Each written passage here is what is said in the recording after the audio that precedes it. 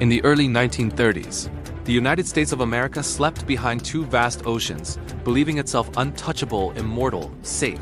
Its people dreamed of cars, jazz, and the American dream, while the world beyond its shores began to drown in darkness. But history never lets giants sleep for long. The storm was coming, and deep down, some in Washington already knew it. The scars of the First World War still bled beneath the nation's skin.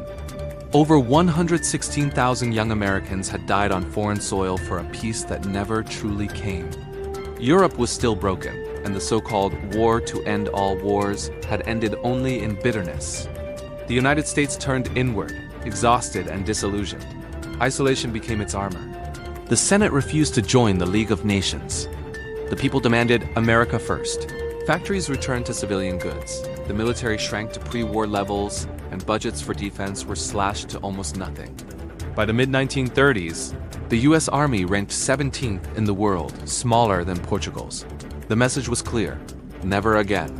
But as the Great Depression spread misery across the land, far away in Europe and Asia, others were awakening too, and they were not dreaming of peace. In 1933, a failed Austrian artist with a voice of fire rose to power in Germany. Adolf Hitler promised his people revenge, empire, and rebirth. He rearmed in secret, violated treaties, and built the most fearsome war machine Europe had seen since Napoleon. Across the world, Japan followed a similar path. The military took control, crushing democracy and spreading its empire across Asia. First Manchuria, then China.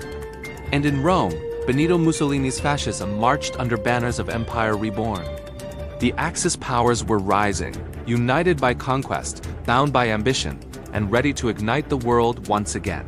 Meanwhile, America struggled with its own demons. Factories stood silent. Millions were jobless.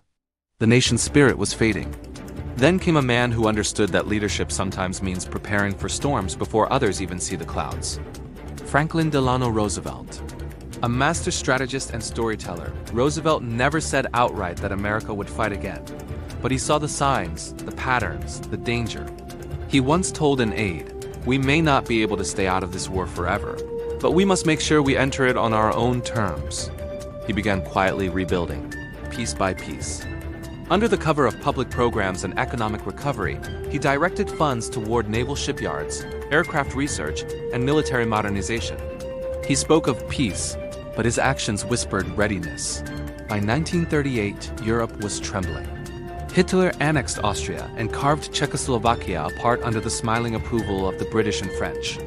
Appeasement had failed, but America remained still. The public wanted peace. They believed oceans could shield them from history, and yet, our WWII broadcasts brought war closer each day.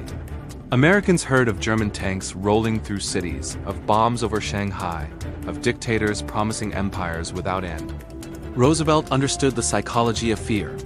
He began his famous fireside chats, intimate radio talks that reached into every home. He told his people, "Even though we remain a neutral nation, I cannot ask that every American remain neutral in thought." Those words changed everything. They planted a seed. Because neutrality of thought, once lost, never returns. Then came 1939. Germany invaded Poland. Europe exploded into flames once more. Britain and France declared war on Germany, but within months, France was gone. Britain stood alone under constant bombardment. The world held its breath. In Washington, debate raged. Should America send aid? Should it stay out? The Neutrality Acts forbade direct involvement, but Roosevelt found a way around them. He called it cash and carry. Nations could buy weapons if they paid cash and carried them away themselves. It was the first crack in the wall of isolation. Factories stirred. Shipyards buzzed.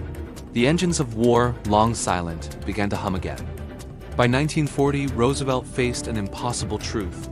Britain was dying. And if she fell, America would stand alone against the Axis. He needed to help, but without declaring war. His solution would change the course of history, the Lend-Lease Act. Officially, it was simple: America would lend weapons to any country vital to its defense. Unofficially, it was an act of war without firing a shot. Tanks rolled from Detroit, aircraft from Seattle, rifles from Massachusetts. The industrial heart of America thundered again, forging not just weapons, but destiny. By the end of 1941, America had shipped over $50 billion worth of war material to its allies.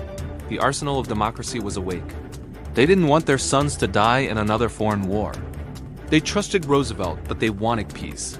And peace never lasts when ambition rules the world. Across the Pacific, Japan faced a crisis. Its armies devoured Asia, but its fuel tanks were running dry.